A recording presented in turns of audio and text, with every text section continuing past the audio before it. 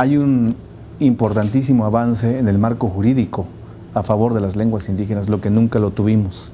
Primero, el reconocimiento constitucional de los pueblos indígenas con la reforma en el 2001, artículo 2, importantísimo en el marco jurídico nacional, la que rige nuestra vida justamente. Y luego entonces tenemos en el 2003 que se da a conocer la Ley General de Derechos Lingüísticos de los pueblos indígenas, importantísimo porque por primera vez en la historia el México pluricultural y plurilingüe reconoce plenamente las lenguas indígenas a través de esta ley como lenguas nacionales, al igual que el español, es decir, el mismo estatus. Entonces tenemos un importantísimo avance en el marco jurídico. Tiene que ver con el factor de la exclusión, de la discriminación, que por supuesto tiene que ver con toda una historia, por supuesto, durante mucho tiempo, no solamente en México, sino en muchos países del mundo, sobre todo en América Latina, las lenguas indígenas, en primer lugar, fueron relegadas a dialectos, ¿no? Y bueno, también llevó la idea de la discriminación del no indígena hacia los indígenas, pero también no habían estos marcos jurídicos de los que hablábamos. Entonces teníamos políticas públicas en las instituciones de educación, de salud, de justicia, de los que ya decíamos, monoculturales y monolingües, es decir, donde solamente se tomaba en cuenta una lengua, una cultura, y no se tomaba en cuenta las lenguas indígenas, no eran parte de las políticas públicas. Entonces eso generó, por supuesto, todo este proceso de discriminación y que, por supuesto, como consecuencia, lleva a que haya muchos niños, jóvenes, adultos que nieguen su identidad. Hay este trabajo ya importantísimo de reivindicación, de autorreconocimiento y de autovaloración de la lengua y cultura por parte de los propios indígenas. Eso es importantísimo, porque bueno, los indígenas lo decimos nosotros, si nosotros mismos no ponemos en circulación nuestra lengua, se van debilitando cada vez más. Entonces decimos entre indígenas, yo soy de origen maya tzeltal de Chiapas, nosotros los pueblos indígenas tenemos que poner a circular nuestra lengua, hablar nuestra lengua donde estemos y con quien estemos. Y por supuesto la institución, en este caso el Instituto Nacional de Lenguas Indígenas, hará lo correspondiente para emprender políticas públicas para que las lenguas estén donde tienen que estar, su lugar que le corresponde por ley. Pero los pueblos indígenas tienen que también accionar. Los medios de comunicación juegan un papel importantísimo. No se puede valorar lo que no se conoce.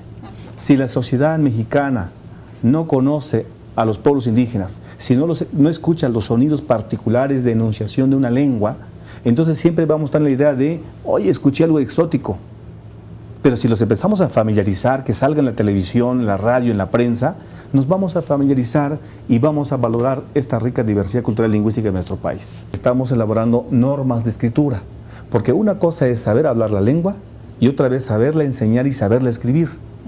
Y muchas de las dificultades que aún vemos todavía en muchos de nuestros maestros es que saben hablar una lengua, pero nos faltan todavía procesos metodológicos para la enseñanza, aprendizaje en lengua indígena y en español como segunda lengua. Y últimamente con las instrucciones precisas del señor secretario de Educación Pública, don Emilio Choefet, por un lado, nos instruyó que tenemos que continuar traduciendo en lenguas indígenas la Carta Magna, la Constitución. Pero por otro lado también su instrucción ha sido muy precisa. Tenemos que seguir trabajando, haciendo investigación en torno de la enseñanza de las lenguas indígenas y tenemos que continuar profundizando las normas de escritura de las lenguas indígenas. De manera que las tengamos, la idea es capacitar a los maestros que tengan conocimiento gramatical, sintáctico de la lengua, cómo se escribe la lengua, dónde lleva su acento, su coma, su punto, como el español.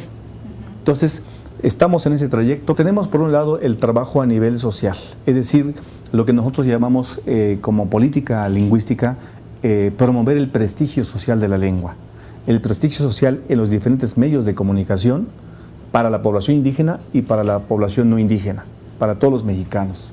Pero también tenemos un trabajo importante de documentación de las lenguas.